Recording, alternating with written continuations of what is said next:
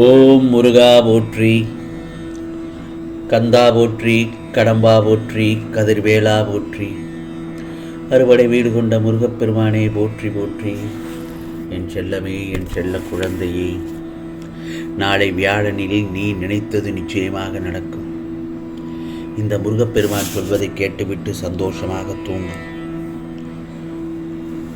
என்னால் எதை செய்ய முடியுதோ அதை செய்து கொண்டுதான் வருகிறேன்.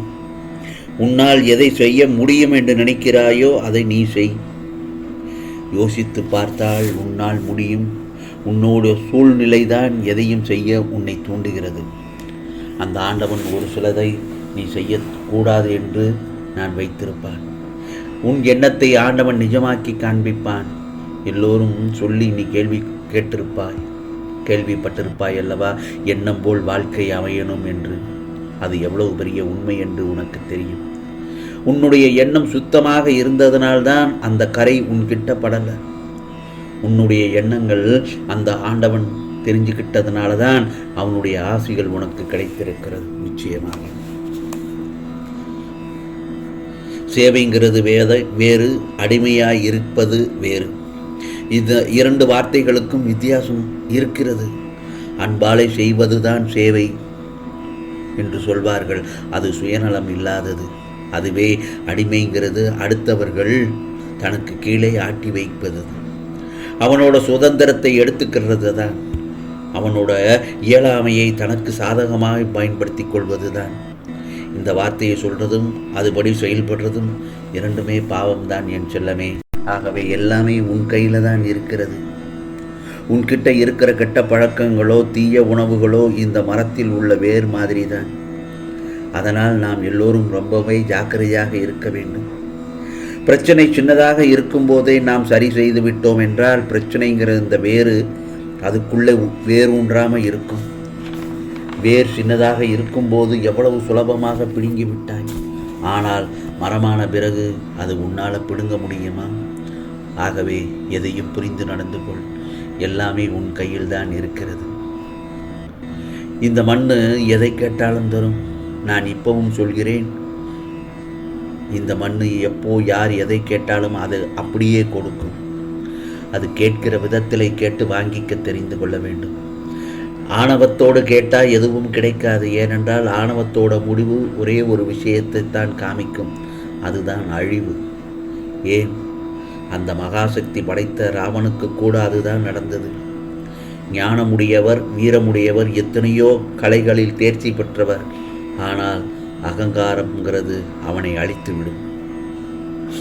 இந்த முருகப்பெருமான் யாருக்கு நான் தேவைப்படுகிறேனோ அவர்களுக்கு நிச்சயமாக ஏழை பணக்காரன் வித்தியாசம் எல்லாம் தெரியாது எனக்கு. யாருக்கு நான் தேவைப்படுகிறேனோ அவர்களுக்கு உதவுவதுதானே என்னுடைய வேலை. எதையும் மாத்திர தகுதியை அந்த ஆண்டவன் எனக்கு கொடுக்கவில்லை. நான் ஒரு வெறும் பாதைதான். என்னை வழி நடத்துகிறவன் அவன்தான். அந்த ஆண்டவன் தான் எல்லா தேவைகளையும் இந்த பூமி தாய் பூர்த்தி செய்கிறார். உனக்கு இந்த மண்ணில் எதுவும் தேவையில்லை என்றால் எதற்காக தேவையில்லாமல் நீ வருகிறாய்? நம்பி வா என் செல்லமே, உனக்கானது எல்லாம் நல்லது மட்டும்தான் நடக்கும். அதே போலத்தான் பிறர் மீது நீ காட்டும் அன்பு, உனது சிந்தனைகள், நடவடிக்கைகள், பக்தி எல்லாவற்றினாலும் பெருமையை நீ உயர்த்திதான் இருக்கின்றாய். இவ்வளவு சிறப்பாக செயல்பட்டாலும் உன்னிடம் சின்ன சின்ன குறைகள் உள்ளது. அவற்றை நீ கைவிட வேண்டும் என்பதுதான் என்னுடைய விருப்பம். சுயநலத்தை ஒழித்து எல்லா உயிர்களையும் நேசிக்க கற்றுக்கொள். முடிந்தவரை உனக்கு என்ன உதவி தேவைப்படுகிறதோ அந்த உதவியை அவர்களுக்கு செய். உன்னை சுற்றி உள்ளவர்களிடம் நேர்மையை கடைபிடிக்க வேண்டும். அதுவே தர்மம். நீ செய்த தர்மத்தின் பலன் உன்னை நிச்சயமாக தலை காக்கும். தர்மம் தலை காக்கும். எவன் ஒருவன் அவன் மனம் செல்லும் தீய எண்ணங்களை கட்டுப்படுத்தி வெல்பவனே வாழ்வில் நிச்சயம் வெற்றி அடைவான். நீ நல்ல எண்ணங்களுடன் செயல்பட்டால் நிம்மதி, செல்வம், மகிழ்ச்சி ஆகியவை உன் பின் தொடர்ந்து நிழலாக உன் கூடவே வரும். அதை பின்பற்றாதவனுக்கு வாழ்க்கை துன்பத்தை மட்டும்தான் தரும். வெறுப்பு என்பதை நீ வெறுப்பாக பார். அனைவரையும் நேசித்து மகிழ கற்றுக்கொள். நிதானத்தை கடைபிடிக்கிறாய். ஆம் செல்லமே, உன்னுடைய சின்ன சின்ன கோபங்களும் அகங்காரத்தை எல்லாவற்றையும் தூக்கி எறிந்துவிடு. ஏதோ ஒரு சமயத்தில் தடுமாறி வார்த்தையை கொட்டி விடுகிறாய். அதே நேரத்தில் யார் மேலேயும் சந்தேகப்படக்கூடாது. கோபத்தினால் நிறைய பேரை இழக்க நேரிடும். கோபத்தை குறைத்துக்கொள். உன்னுடைய கடந்த காலமும் உன்னுடைய நிகழ்காலமும் எனக்கு தெரியாது என்று நினைத்து கொண்டிருக்கிறாய். உன் எதிர்காலத்தை நிர்ணயிப்பவனே நான் தானே. கோபம் கடுஞ்சொற்கள் வேண்டாம், பொறுத்துப்போ. உன் மனதை லேசாக்கிக்கொள். நிச்சயம் நீ நன்றாக இருப்பாய். உன் மனதில் நீ கொண்டுள்ள கேள்விகளுக்கான விடைகளையும் அனுபவங்களையும் எல்லாம் பெற்றுத்தரும். முருகா, உன்னை வணங்கிய நாள் முதலே சோதனைகள் மேல் சோதனை வருகிறது. என்னால் தாங்க முடியவில்லை, எதையும் சமாளிக்க முடியவில்லை என்று மன்றாடுகிறாய். உன் வலிகளும் வேதனைகளும் எனக்கு புரியாமல் இல்லை. உனக்கு வரவேண்டியது அனைத்தும் சரியான நேரத்தில் உன்னை வந்து சேரும். நான் தரும் வாய்ப்புகள் உன்னை தேடி வரும். பெற்றுக்கொள்ள தயாராக இரு. இதோ உனக்கான நேரம் மிக அருகில் வந்துவிட்டது. நிம்மதியாக தூங்கு என் செல்லமே. நாளைய பொழுது வியாழக்கிழமை நல்ல பொழுதாகத்தான் உனக்கு விடியும்.